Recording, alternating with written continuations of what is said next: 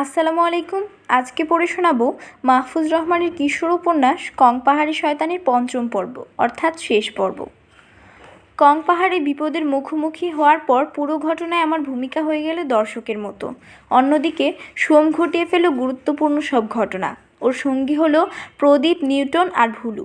তাই আমি আর ডায়েরির বাকি অংশটুকু লিখতে চাইনি। সোমকে অনেক চাপাচাপি করেছিলাম লিখে ফেলার জন্য, কিন্তু ও কেবল মুখে বলতে রাজি হলো। কি আর করা, সব শুনে আমিই লিখে ফেললাম। তাই ডায়েরির এই অংশ থেকে শেষ পর্যন্ত সোমের বয়ানে লেখা। সোমবার 6 অক্টোবর 2014। রবির খোঁজে পাহাড়ে। রবি ফোনে কথা শেষ করতে পারল না। তার ওপর একটা গো শব্দ পেলাম, কারো মুখ চেপে ধরলে যেমন শব্দ হয় আর কি। আর টের পেলাম একটা হুটোপুটি হচ্ছে। তারপর ফোনের লাইন কেটে গেল। আমি সঙ্গে সঙ্গে ফোন ব্যাক করলাম।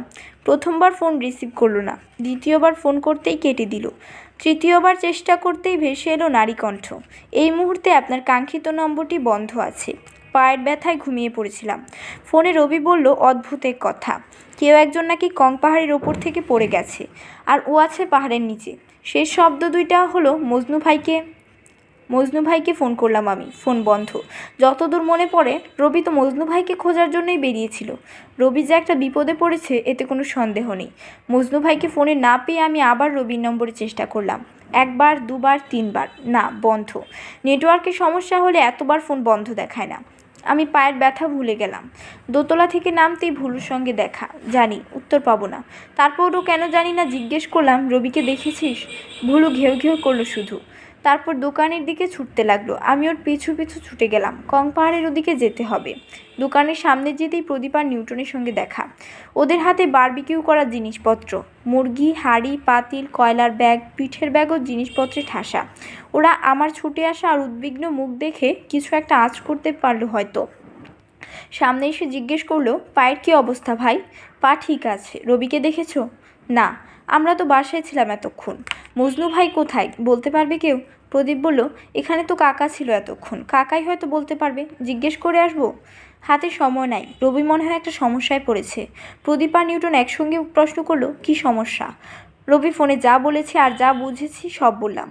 পাহাড়ের ওপর থেকে একটা লোক পড়ে গেছে শুনে ওর অবাক হয়ে বলল, পড়ে গেছে? কিভাবে? হ্যাঁ, পড়ে গেছে।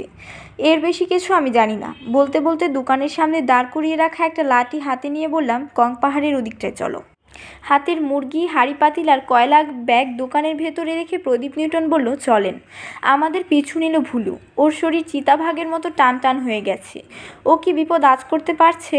মেঘলা চিতার কথা মনে হতেই বুকটা ধক করে উঠল। সন্ধ্যা নেমেছে। চারপাশ গাঢ় অন্ধকারে ঢেকে যাচ্ছে। ফোনের টর্চ জেলে সামনে এগোচ্ছি। পায়ের ব্যথাটা ভোগাচ্ছে, বেশি ভোগাচ্ছে দুশ্চিন্তাটা। মাথার দুই পাশে শিরা দপদপ করতে শুরু করেছে। প্রদীপ নিউটনকে বললাম, আগে রবিকে খুঁজি, তারপর যে লোকটার কথা বললো তাকে খোঁজা যাবে। নিউটন বলল, আগে ডাকাডাকি করার দরকার নাই, কে না কে এখানে আছে বলা মুশকিল। প্রদীপ আর নিউটন এই এলাকার ছেলে, ওরা এখানকার হালচাল ভালো করে জানে, তাই ওদের কথা মতো চলাটাই বুদ্ধিমানের কাজ। আমি বললাম, ঠিক আছে। ভুলু সামনে সামনে দৌড়াচ্ছিল। ওকে থামিয়ে বললাম, ভুলু, ডাকাডাকি করবি না, আমাদের এখন বিপদ। প্রদীপও মুখের সামনে তর্জনী উঁচিয়ে ভুলুকে বলল, শব্দ করবি না, যা বলবো শুনবি। ভুলু কোনো শব্দ না করে কান খাড়া করে সব শুনল। তারপর আগের মতো ছুটে চলল সামনে সামনে। আরও কিছু দূর হেঁটে যেতেই কং পাহাড়টা পুরোপুরি চোখে পড়ল। আর হঠাৎ আমরা তিনজনই খেয়াল করলাম পাহাড়ের চূড়া থেকে একটা টর্চ লাইট জ্বলে উঠল। আলোটা ফেলা হলো পাহাড়ের গোড়ায়। কিছুক্ষণ ডানে বাঁয়ে আলো ফেলার পর আবার অন্ধকার। এটা তো ভান্তের টর্চ বলে মনে হচ্ছে না? প্রদীপ তাকালো নিউটনের দিকে। তাই না রে? নিউটন একমত, হ্যাঁ, এটার পাওয়ার বেশি। ভান্তে মানে ওরা মন্দিরের বৌদ্ধ ভিক্ষুর কথা বলল। পাহাড়ের এই মন্দিরে দুজন ভান্তে থাকেন। মন্দির দেখভালের দায়িত্বই তাদের কাঁধেই। দিনে বাচ্চা কাচ্চাদের পড়ানো তারা। আমি জিজ্ঞেস করলাম, তাহলে কি অন্য কেউ আছে ওখানে? সেটাই মনে হচ্ছে, প্রদীপ বলল। আপনার টর্চটা অফ করেন। আমি টর্চ অফ করে ফোন সাইলেন্ট করতে করতে বললাম, আমাদের কি কাউকে ফোন করা উচিত? কাকে ফোন করবেন? ফোন করে কি বলবেন? রবিকে খুঁজে পাচ্ছি না, একটা লোক পাহাড় থেকে পড়ে গেছে। এর চেয়ে বড় সমস্যা আর কিছু আছে নাকি? এসবই বলবো। না, বলছিলাম এখনও তো আমরা শিওর না, অন্য কিছু তো হতে পারে, তাই না? নিউটন আমতা আমতা করে বলল, কিন্তু কাকে বলবেন? নিউটনের প্রশ্নে কয়েক সেকেন্ড ভেবে বললাম, রবির নামে আমাদের এক বন্ধু আছে, ওর বাবা পুলিশের বড় অফিসার। ফোনের কন্ট্যাক্ট লিস্টে যেতে যেতে বললাম, ওকে ফোন করে সব খুলে বললে আঙ্কেল নিশ্চয়ই একটা ব্যবস্থা করবেন। কিন্তু ফোনের কন্ট্যাক্ট লিস্টে রবিনের নম্বরটা নেই। নম্বরটা নিশ্চয়ই আগের সিমে ছিল, নতুন সিম ঢোকানোয় নম্বরটা পাচ্ছি না, গুগলেও সেভ করা হয়নি। তাহলে বাবাকে ফোন করার কোনো কারণ তো নেই, এমনকি আত্মীয় স্বজনকে ফোন করে বিষয়টা আরও জটিল করে তোলারও কোনো মানে হয় না। আর কোনো বন্ধুবান্ধব আর কেউ? হঠাৎ করে একটা কথা মনে পড়ল, ডাঙ্গুলিকে তোলা পোলোর ছবিগুলো আজ সকালে এডিট করার সময় খেয়াল করেছিলাম বিষয়টা। ওই ছবিগুলোতে পোলোর ঠিক পেছনে ওর মামার দোকানের সাইনবোর্ডটা দেখা যাচ্ছিল, আর ওই সাইনবোর্ডে একটা মোবাইল নম্বরও ছিল। আমি মোবাইলের গ্যালারি থেকে ছবিটা বের করে প্রদীপ নিউটনকে বললাম, পেয়েছি। প্রদীপ নিউটনের কণ্ঠে কৌতূহল। কী পেয়েছেন? ডাঙ্গুলিকে একটা খাবারের দোকান আছে না, সেটার মালিকের নম্বরটা আছে এখানে। তাকে বললে পুলিশে খবর দিতে পারবে না? তা পারবে, কিন্তু পুলিশ কি তার কথা এদিকে আসবে? আর আসতে রাজি হলেও বেশ কয়েক ঘন্টা লেগে যাবে। তা লাগুক। আমি ছবির নম্বর অনুযায়ী ফোনে ডায়াল করতে করতে বললাম, ততক্ষণে আমরা এগিয়ে গিয়ে দেখতে থাকি। প্রদীপ নিউটন ঠিক আছে বলতে না বলতেই পোলোর মামা ফোন ধরলেন। আমি আমাদের বিপদের কথা খুলে বললাম আর অনুরোধ করলাম থানায় একটা খবর দিতে। পোলোর মামা আমার কথা শুনে বললেন, আমি পুলিশকে বলছি, আপনারা খুঁজতে থাকেন, তবে সাবধান, আপনারা মনে হয় কঠিন বিপদে পড়েছেন। বিপদ যে কতটা কঠিন তা টের পেলাম কংপাহাড়ের ওপরে উঠে। টর্চের আলো থেকে গা বাঁচাতে সিঁড়ি দিয়ে না উঠে আমরা মন্দিরের পূব দিকে রাস্তাটা ধরলাম। এতক্ষণে চোখে অন্ধকার সয়ে এসেছে। প্রদীপ নিউটনের কাছে এই রাস্তা হাতের তালুর মতো চেনা। সবচেয়ে বড় বিষয়, রবির দুশ্চিন্তায় পাহাড়ে ওঠা আর সমতলে হাঁটা আমার কাছে সমান মনে হলো। এমনিতে কংপাহাড়ের উচ্চতা 3000 ফুটের মতো, তবে এই গোড়া থেকে উচ্চতা 350 ফুট, অর্থাৎ 14 তলা একটা দালানের সমান। পাহাড়ের চূড়াটা ভোঁতা পেন্সিলের মাথার মতন। চূড়াটা যেন চেয়েছে সমান করে একটা চাতাল তৈরি করা হয়েছে, আকারে মাঝারি একটা ফুটবলের মাঠের অর্ধেক। আমরা একেবারে উপরে না উঠে পাহাড়ের ঢালে উপর হয়ে শুয়ে পড়লাম।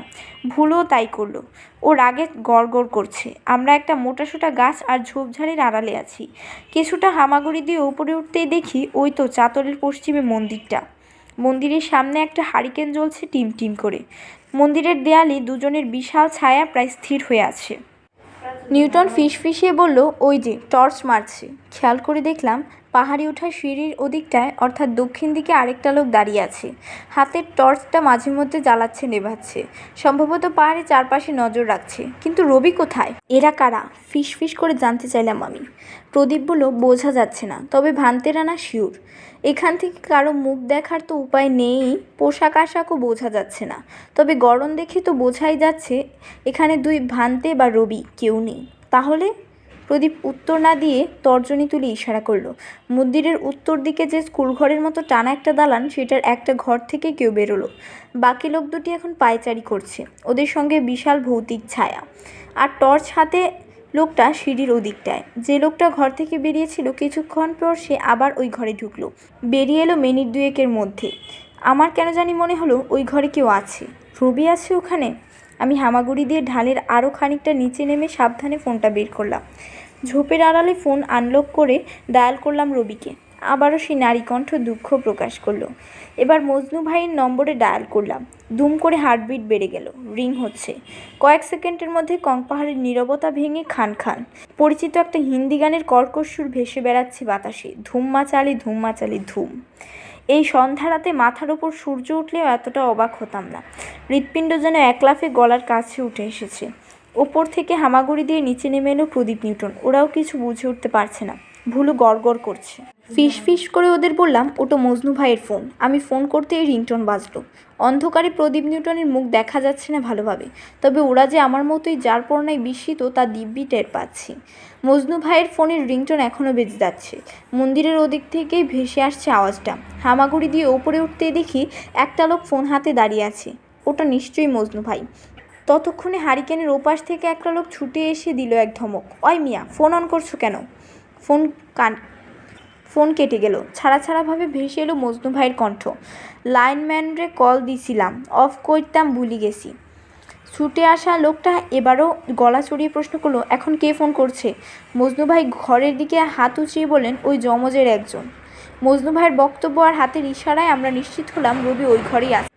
কিন্তু মজনু ভাই কেন রবিকে আটকে রাখাদের দলে? আর ওই লোকটার কণ্ঠস্বরও খুব চেনা চেনা লাগলো। প্রদীপ নিউটনও আমার অবস্থা আঁচ করতে পারছে। প্রদীপ তো আমার হাত খামচে ধরে বলল, ওদের সামনে যাওয়া যাবে না। আমি পাহাড়ের ঢালে চিত হয়ে শুয়ে লম্বা একটা দম নিয়ে বললাম, ওই ঘরের পেছন দিকটায় চলো। নিউটন বলল, তা যাওয়া যায়, পেছনে জানালা আছে, খোলা থাকলে ভেতরটা দেখা যাবে। আমি চট করে উঠে ভুলুকে ফিসফিস করে বললাম, ভুলু, আমাদের পেছন পেছনে আয়, শব্দ করবি না। পাহাড়ের ঢাল ধরে ধরে পূব থেকে উত্তর দিকে এগোতে শুরু করলাম আমরা। বড় বড় গাছ আর ঝোপঝাড়ের আড়াল দিয়ে কখনো হাঁটলাম, কখনো হামাগুড়ি দিলাম মিনিট 10 সময় ধরে। প্রায় 45 ডিগ্রি ঘুরে অবশেষে চলে এলাম টানা ঘরের পেছনের দিকটায়। এদিকের ঢালটায় দেবদারু গাছের সারি, দেবদারুগুলো পেরোলেই ঘর, লোকগুলোর একদম আড়ালে আমরা। এক ছুটে চলে এলাম হাতের বাঁয়ে অর্থাৎ প্রথম ঘরটার পেছনে। এই ঘরেই ঢুকেছিলেন মজনু ভাই। ঘরের জানালা বন্ধ, ভুলুকে বাগে রাখা মুশকিল হয়ে পড়েছে। প্রদীপ ওর মাথায় হাত বুলিয়ে ফিস ফিস করে কিছু একটা বোঝাচ্ছে। আমি কি মনে করে জানালার কপাট ধরে টান দিলাম, খুলে গেল।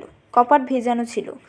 লোহার শিক ধরে ভেতরে চোখ রাখতেই খেয়াল করলাম ঘরের ভেতরে হালকা একটা আলো ঢুকছে আধ ভোজা দরজা গলে।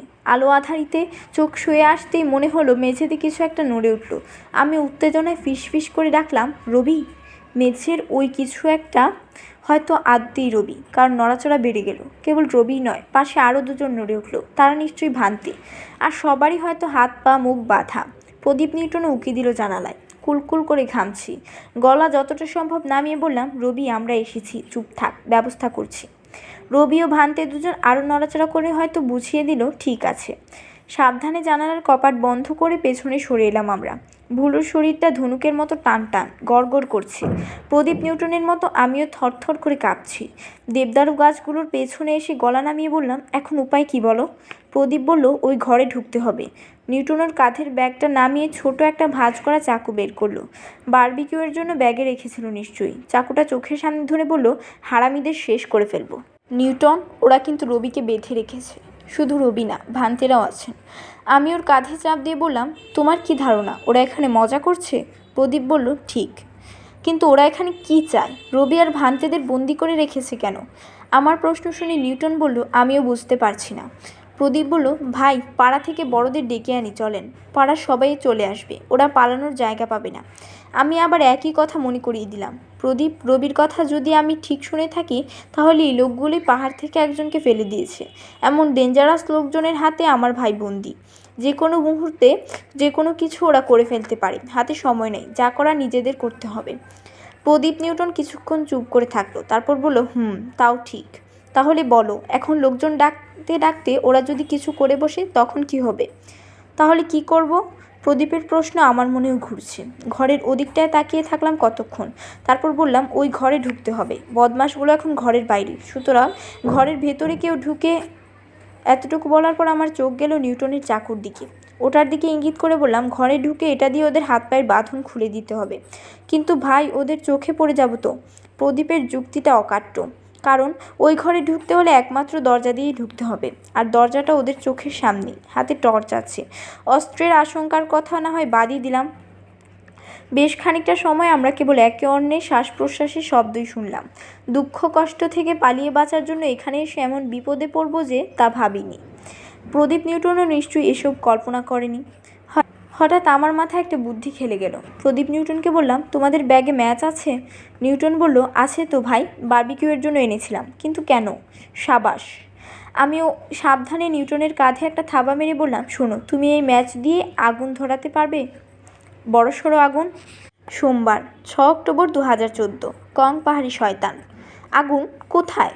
মন্দিরের ডান পাশে। কিন্তু ভাই, নিউটনের কথা শেষ করতে না করতেই প্রদীপ বলল, ভাই, ওদিকে অনেক শুকনা পাতার খড়কুটো জড়ো করে রাখা হয়, ভালো আগুন হবে। কিন্তু আগুন জ্বালালে তো ওরা টের পাবে। সেটাই তো দরকার। আগুন ধরালে ওরা হঠাৎ ভ্যাবেচেকা খেয়ে ওদিকে নজর দেবে।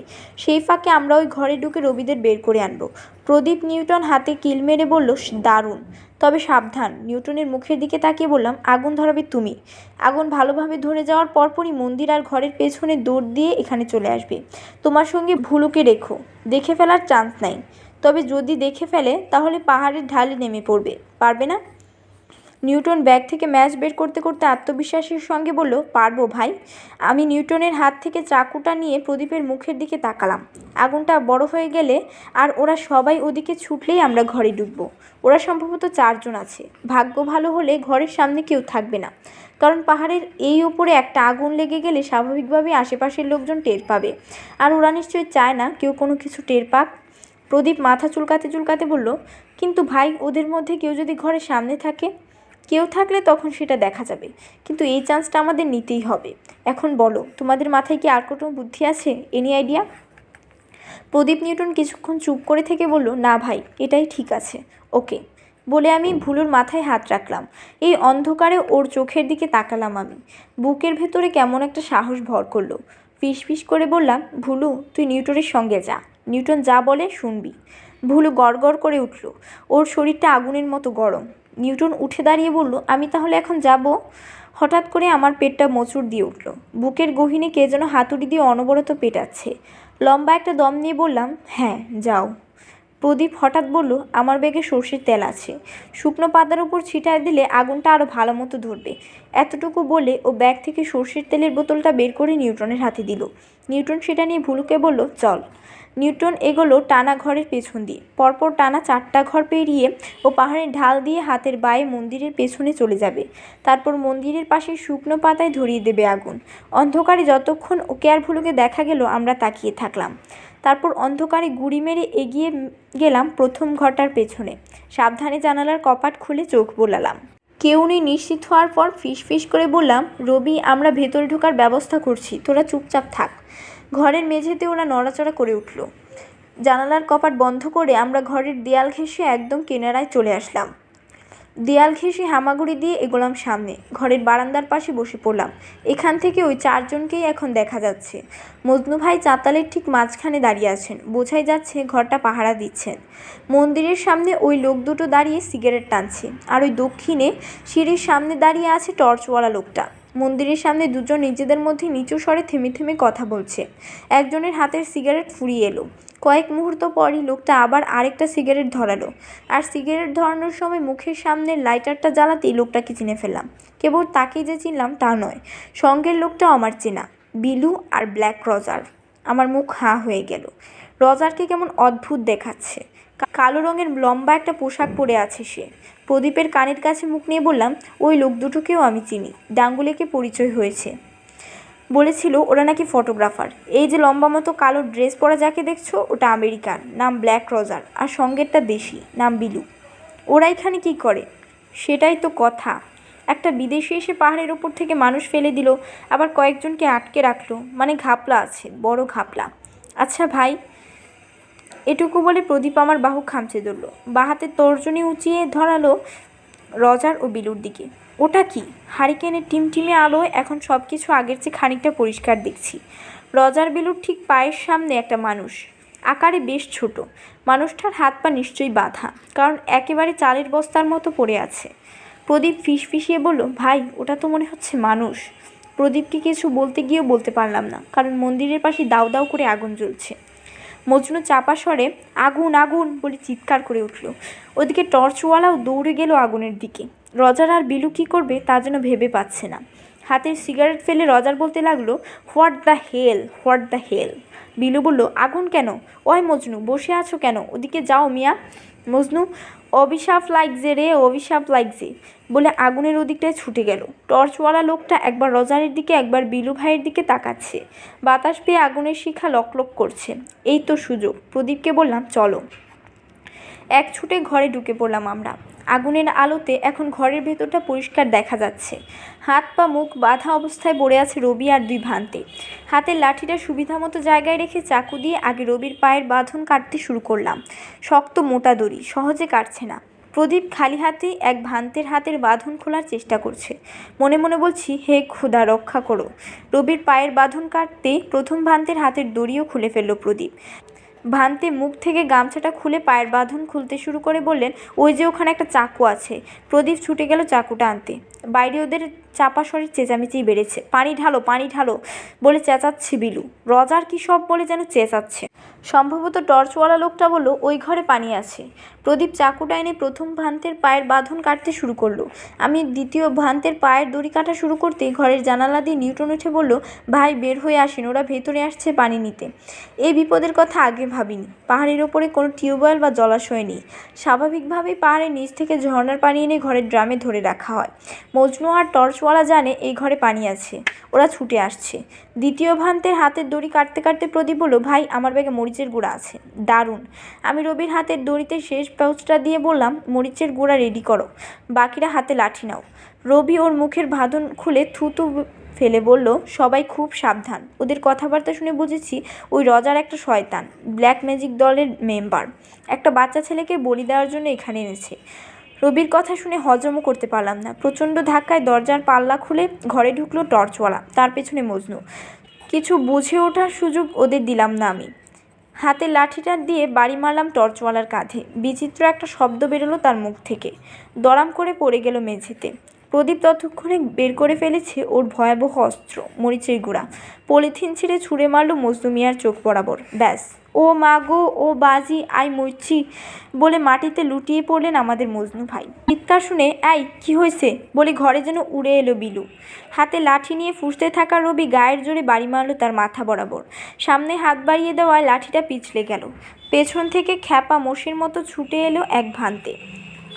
প্রচণ্ড বেগে মাথা দিয়ে বিলুর মুখে আঘাত করতেই লোকটা ছিটকে গিয়ে ধাক্কা খেলো দরজার এক কপাটে। মাথায় আঘাত পেয়ে পড়ে গেল সেখানেই। প্রদীপ ততক্ষণে হাতের বাকি অস্ত্রের সদ্ব্যবহার করতে শুরু করেছে। মজনু মিয়া গগন বিদারী চিৎকার করছে, আই মুচ্ছি, আই মুচ্ছি। রবির হাতে লাঠিটা ফেলে প্রচণ্ড আক্রোশে ঝাঁপিয়ে পড়ল মজনু মিয়ার ওপর। বাঁ হাতে শার্টের কলারটা চেপে ধরে ডান হাতে ভীষণ জোরে ঘুষি হাঁকালো কান বরাবর। মুহূর্তেই মজনু মিয়ার কিচিরমিচির থেমে গেল, বাকিরাও বেহুশ। কিন্তু রজার, সে কোথায়? তার অস্তিত্ব টের পেলাম ভয়াবহ এক গর্জনে। হ্যাঁ, গর্জনই বলতে হবে। মায়ের নাম টেনে ভীষণ নোংরা একটা গালি দিল রজার। ওই তো বারান্দার সামনে দাঁড়িয়ে আছে শয়তানটা। পেছনের আগুন এখনও দাউ দাউ করে জ্বলছে। ওই আগুনের কারণে রজারকে একটা ছায়ামূর্তির মতো দেখাচ্ছে। ঠিক বুঝতে পারছি ওর ডান হাতে একটা পিস্তল, এ কারণেই ওর ভঙ্গিটা এত উদ্ধত। পিস্তলটাও তাক করে রেখেছে ওর বাঁ হাতের দিকে। বাঁ হাত দিয়ে বড় একটা টেডি বিয়ারের মতো বগল দাবা করে রেখেছে বাচ্চা ছেলেটাকে। ওরও হাত পা মুখ বাঁধা, পিস্তলের নল ওর ঠিক কপাল বরাবর। ছেলেটার শরীর নিস্তেজ, কিন্তু দৃষ্টিতে প্রচণ্ড আতঙ্ক। ভয়ার্ত দৃষ্টিতে তাকিয়ে আছে পিস্তলের দিকে। আমরা পাথরের মতো শক্ত হয়ে দাঁড়িয়ে পড়লাম ঘরের দরজারই পাশে। দরজার কপাট হাট করে খোলা। দক্ষিণ দিক থেকে হু হু করে বাতাস আসছে, আর ওই বাতাস বয়ে আনছে ব্ল্যাক রজার নামের ভয়ঙ্কর এক শয়তানের তপ্ত নিঃশ্বাস। রজার আবার একটা গর্জন করে উঠল। কুৎসিত একটা গালি দিয়ে বলল, তোরা টিনটিন আর শার্লক, তাই না? হা হা হা। তোরা ওই টমসন আর থমসনের পায়ের নখেরও যোগ্য না। তোরা এক একটা হারামির বাচ্চা। রবি ভয়ানক ক্ষেপে গেল। তুই একটা খুনি, বাচ্চা একটা ছেলেকে খুন করতে এসেছিস, একটা মানুষকে পাহাড় থেকে ফেলে দিয়েছিস, তোর খবর আছে। রজার একেবারে সিনেমার ভিলেনদের মতো হা হা হা করে হেসে উঠল। হাসি থামিয়ে দাঁত কিরমির করে বলল, তোদের এই পোড়া দেশের একটা দুইটা মানুষ মরলে বরং তোদেরই লাভ। বস্তির এই পুচকের জীবনের কোনো মূল্য নাই। তোরা ছোট লোক, তোরা নর্দমার কীট। তাই একটা নর্দমার কীটকে ইতিমধ্যে পাহাড় থেকে ধাক্কা মেরে ফেলে দিয়েছি। বেশি তেড়িবেড়ি করলে তোদের চোখের সামনেই পুচকে কীটের খুলিও উড়িয়ে দেব। রজার, রবি গর্জন করে উঠল, ছেলেটাকে ছেড়ে দে। তুই কি ভাবিস ওর কিছু হলে তুই এখান থেকে পালাতে পারবি? রজার আবার বিকট হাসি হাসলো। পালাবো না, মাথা উঁচু করে তোদের এই পোড়া দেশ থেকে উড়ে যাব, আর যাওয়ার আগে তোদের সব কয়টাকে মাটিতে পুঁতে রেখে যাব, হারামির বাচ্চা। প্রথমে তোকে দিয়েই শুরু করি নাকি? রজার ওর হাতের পিস্তলটা রবির দিকে তাক করলো। রবির বাঁ হাত চেপে ধরলাম আমি। ও ভয়ানকভাবে কাঁপতে কাঁপতে চিৎকার করে বলল, কর না গুলি কর, কত বড় বাপের বেটা তুই দেখি। রজার কিচ্ছু বলল না। হিংস্র নেকড়ের মতো দৃষ্টি স্থির রেখে এগিয়ে আসতে লাগলো ধীরে ধীরে। পিস্তলটা তাক করে রেখেছে রবির দিকে। আমার হাঁটু যেন ভেঙে আসছে। শয়তানটা আরেকটু এগোলেই আমি ওর ওপর লাফিয়ে পড়ব। তাছাড়া আর কোনো উপায় নেই আমার হাতে। ওই তো আরেক পা এগোলো রজার। মুখের শয়তানি হাসিটা এখন স্পষ্ট। আরেক পা এগোলো। আমাদের থেকে এখন 10 হাত দূরে। আমি ওর চোখের দিকে তাকালাম, আর হঠাৎ মনে হলো একটা বিজলির চমক যেন ওর দিকে ছুটে গেল। ভুলু। গুড়ুম করে কান ফাটানো আওয়াজ আর ঝাঁঝালো এক গন্ধে আমি যেন কয়েক মুহূর্তের জন্য অন্ধ হয়ে গেলাম। গুলিটা কি রবির মাথায় লাগলো? বুকটা ফাঁকা ফাঁকা লাগছে। আমার চোখ খোলা, তারপরও কেন কিছু দেখছি না। ডান পাশে রবিকে ধরার জন্য হাত বাড়ালাম, হাত রবিকে খুঁজে পেল না। চোখ ঠিকই খুঁজে পেল, ওই তো রবি, ওই যে রজারের বুকের ওপর বসে গলা চেপে ধরেছে। গুলিটা ভুলুর বুকে লেগেছে, তাই ও ছিটকে গেছে খানিকটা দূরে। ফিনকি দিয়ে রক্ত ছুটছে। তারপরও আহত বাঘের মতো ভীষণ ক্ষিপ্রতায় লাফিয়ে পড়লো রজারের উপর, কামড়ে ধরলো ওর ডান হাত। আমি চিৎকার দিয়ে ছুটে গেলাম, আমার সঙ্গে বাকিরাও। শয়তানটা গগনবিতারী আর্তনাদ করছে, জীবনের শেষ শক্তিটুকু দিয়ে ওর হাত কামড়ে ধরে আছে ভুলু। রজারের হাতের পিস্তল পড়ে গেছে মাটিতে, পাশেই পড়ে আছে বাচ্চা ছেলেটা। ভান্তেদের একজন লাঠি মেরে পিস্তলটা দূরে পাঠিয়ে বাচ্চা ছেলেটাকে তুলে নিয়ে গেলেন ছো মেরে। বাকিরা চেপে ধরলাম রজারকে, কিন্তু রজার পাহাড়ের মতো শরীরটা ঝাড়া দিতে আমরা সবাই গায়ের ময়লার মতো এদিক ওদিক ছিটকে পড়লাম। ভুলু অবশ্য ওর হাত ছাড়ছে না, ওর বুকের রক্তে রজারের পুরো শরীর মাখামাখি। শয়তানটা ভয়ঙ্করভাবে চিৎকার করতে করতে ভুলুর পেটে লাথি মেরে হাতটা ছাড়ানোর চেষ্টা করছে। দৃশ্যটা দেখে আমাদের মাথায় আরও রক্ত ছুটে গেল। সবাই রজারের দিকে ঘুষিয়া লাথি হাঁকাতে থাকলাম অনবরত, তবে সুবিধা করতে পারছি না। অবস্থা বেগতিক দেখে এক লাফে ঘর থেকে একটা লাঠি নিয়ে এলাম আমি। সাবধানে শয়তানটার ঠিক পেছনে গিয়ে শরীরের সব শক্তি এক করে বসালাম বাড়ি। ধাম। কিছুক্ষণ টলতে টলতে পাহাড়ের পতন হলো। ততক্ষণে ভুলুর শরীরে বোধহয় আর প্রাণ নেই, কিন্তু রজারের হাতটাও তখনও ছাড়েনি। একেই বুঝি বলে মরণ কামড়। আগুন জ্বলতে দেখে আর গুলির আওয়াজে সঞ্জুকপাড়া থেকে প্রায় সবাই ছুটে এলো। 4 শয়তানকে ধরে বেঁধে ফেললো একে একে। বাচ্চা ছেলেটার হাত পা মুখের বাঁধন খুলে দিতেই কাঁপতে কাঁপতে ভান থেকে জড়িয়ে ধরল শক্ত করে। ছেলেটার পুরো শরীরে তেল জাতীয় কিছু মাখানো, উৎকট গন্ধ আসছে। আর ওকে কিছু খাওয়ানোও হয়েছিল বোধহয়। কথা বলতে পারছে না, ঠিকমতো চোখও মেলতে পারছে না এখনও। রবি লোকজনকে দেখিয়ে দিল পাহাড়ের কোন দিক থেকে রজার বিলুরা হতভাগা লোকটাকে ফেলে দিয়েছিল। সঞ্জুকপাড়ার লোকেরা কয়েক মিনিটের মধ্যে লোকটাকে খুঁজে পেল। লোকটা আর কেউ নয়, আকরাম। মাথায় মারাত্মক আঘাত পেয়েছে, শরীরের হাড়হাড্ডিও ভেঙেছে হয়তো, তবে জানে বেঁচে গেছে। ঘণ্টা দিনেক পর পুলিশ এলো। মজার ব্যাপার কিংবা ভয়াবহ ব্যাপার হলো, পুলিশের সঙ্গে আমাদের বাবাও এলো। আমাদের খোঁজ না পেয়ে তার নাকি পাগল হওয়ার দশা। পুলিশও আমাদের খোঁজাখুঁজির জন্যই তৈরি হচ্ছিল। রাতেই আমাদের বিশেষ ব্যবস্থায় ডাঙ্গুলিকে নিয়ে যাওয়ার জন্য জোরাজুরি করছিল বাবা, কিন্তু আমরা কোনোভাবেই রাজি হলাম না। সবার আগে সম্রাট নামের ছোট ছেলেটাকে নিয়ে রওনা হলো পুলিশের একটা দল। প্রদীপ, নিউটন, রবি আর আমি ভুলুর নিথর শরীরটার পাশে বসে থাকলাম। আমাদের শরীরে যেন আর এক ফোঁটাও শক্তি নেই। লোকজনের কোলাহল ধীরে ধীরে কমে এলো। কেউ কেউ আমাদের পাশে থাকলো, কেউ কেউ নেমে গেল কংপাহাড় থেকে। পুলিশের লোকজন সতর্ক ভঙ্গিতে চারপাশে নজর রাখছে। বাবা একটা চেয়ারে বসে আছে ভীষণ গম্ভীর মুখে। পুলিশ অফিসার সারাক্ষণ ফোনে কথা বলে যাচ্ছেন। সব কিছুতে খানিকটা ধাতস্থ হওয়ার পর সবার মতো আমাদের মনেও অনেক প্রশ্ন উকি দিচ্ছিল। প্রথম প্রশ্ন হলো, রজার আর বিলু আসলে কে? মজনুই বা ওদের সঙ্গে ভিড়ল কীভাবে? পুলিশের ওই কর্তাই বলছিলেন রজার আর বিলু কংপাহাড়ে এসেছিল নরবলি দিতে। এই কারণেই ঢাকার কমলাপুর থেকে সম্রাট নামের 8 বছর বয়সী ছেলেটাকে ওরা চুরি করে নিয়ে এসেছিল। ব্ল্যাক রজার আসলে ব্ল্যাক ম্যাজিক চর্চা করে, মানে শয়তানির উপাসক। ওর দলে পৃথিবীর আরও অনেক দেশের মানুষই আছে। কেন্দ্রীয়ভাবে ওরা ঠিক করেছিল নরবলি দিয়ে শয়তানকে সন্তুষ্ট করে বিশেষ ক্ষমতার অধিকারী হবে। তাই ওই রাতে একই সঙ্গে পৃথিবীর 3 মহাদেশের 3 দেশের পাহাড়ের চূড়ায় কোনো উপাসনালয়ের সামনে নরবলি দেবে। 3 দেশের মধ্যে একটি এশিয়ার বাংলাদেশ, বাকি দুটি হলো আফ্রিকার মালাবি ও দক্ষিণ আমেরিকার ভেনেজুয়েলা। বাংলাদেশের কংপাহাড়ের চূড়ার মতো মালাবির মিসুকু পাহাড় এবং ভেনেজুয়েলার আউয়ানুতেপুইয়ের চূড়ায় ওরা সব কিছুর আয়োজনও করে ফেলেছিল। কিন্তু কংপাহাড়ের চূড়ায় রজার ধরা পড়ে যাওয়ায় বাকি দুটি দেশে ওর সঙ্গীরা সটকে পড়ে। বাংলাদেশে রজারের সঙ্গে আরও কেউ এসেছে কিনা সে বিষয়ে এখনও নিশ্চিত হওয়া যায়নি, তবে ও ঢাকায় নামার আগেই বিলু নামের লোকটাকে ভাড়া করেছিল। বিলু মূলত আন্তর্জাতিক চোরাকারবারি দলের সঙ্গে যুক্ত। ওই বিলুই রজারের নির্দেশে লোকরা গিয়ে সম্রাটকে চুরি করে নিয়ে এসেছিল। কংপাহাড়ের ওপর নরবলি দেওয়ার জন্য দরকার ছিল স্থানীয় লোকের সহযোগিতা। এই কারণে বিলু হাত করেছিল মজনু আর টর্চওয়ালা লোকটাকে। আকরাম এসব টের পাওয়ায় বারবার মজনু মিয়াকে বাধা দিচ্ছিল। অবশ্য পুলিশের সন্দেহ আকরাম চেয়েছিল মজনুদের লাভের অংশে ভাগ বসাতে। সে যা হোক, আমরা আকরামকে ভুলই বুঝেছিলাম, কিংবা মজনুবি আমাদের ভুল বুঝিয়েছিল। ঈদের সময় এদিকটায় কেউ ঘুরতে আসবে না বলে ধরে নিয়েছিল রজার আর বিলু, কিন্তু হঠাৎ করে আমরা চলে আসায় পরিকল্পনায় এসেছিল বেশ কিছু রদবদল। শেষমেশ ওরা হিসাব করে দেখেছিল আমাদের আশায় ওদের খুব লাভ না হলেও ক্ষতিও হবে না, কারণ আমাদের গাইড হিসেবে না এলে মজনু মিয়াকে কংপাহাড়ে আসতে হতো রজারদের গাইড হিসেবে। ফলে কংপাহাড়ের ওপর ভান্তেদের বেঁধে রেখে একটা নরবলি দেওয়ার পর মজনু মিয়া বিপদে পড়তে পারত, কিন্তু আমাদের গাইড হওয়ায় সে আশঙ্কা দূর হয়েছিল। যদিও শেষমেশ ওদের পরিকল্পনা মাঠেই মারা গেল। আর মেঘলা চিতার ব্যাপারটা স্রেফ গুজব ছিল, মজনু মিয়ার পেটে কোনো সমস্যাও ছিল না। আমাদেরকে চিঠি ঝর্ণায় পাঠিয়ে রজার বিলুকে নরবলিতে সাহায্য করাই ছিল তার উদ্দেশ্য। প্রথম ঝামেলাটা বাঁধে আকরাম এসে পড়ায়। ততক্ষণে রজার বিলুরা এসে পিস্তলের মুখে দুই ভান্তেকে বেঁধে ঘরে বন্দি করে রেখেছিল। মুখোশ পরে থাকায় ভান্তেরা কাউকেই চিনতে পারেনি। আকরাম ধরা পড়ে যায় বোকামি করে। লোকজনকে জানিয়ে দেবে বলতেই শুরু হয় মারধর। এক পর্যায়ে তেরিয়া হয়ে গেলে ব্ল্যাক রজার আকরামকে ধাক্কা মেরে ফেলে দেয় পাহাড়ের নিচে। আর কি কপাল, ঠিক সে সময় নিচে এসে মজনু ভাইয়ের নাম ধরে ডাকতে থাকে রবি। ওরা ধরে নেয় রবি সব দেখে ফেলেছে, তাই ওকেও মারধর করে আনে ওপরে।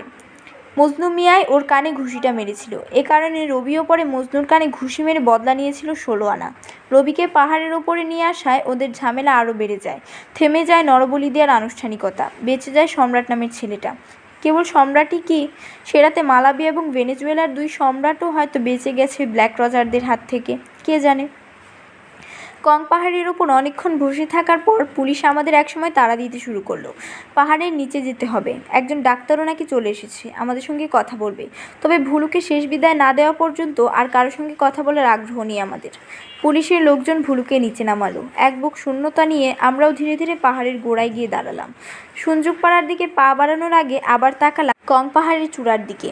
ওখানে একটা চঞ্চল প্রাণী উঠেছিল আমাদের সঙ্গে। এখন নেমে এলো কেবল ওর শরীরটা। প্রদীপ নিউটনকে নিয়ে আমরা ভুলুর জন্য কবরটা খুললাম ওই যে স্কুলের পাশে।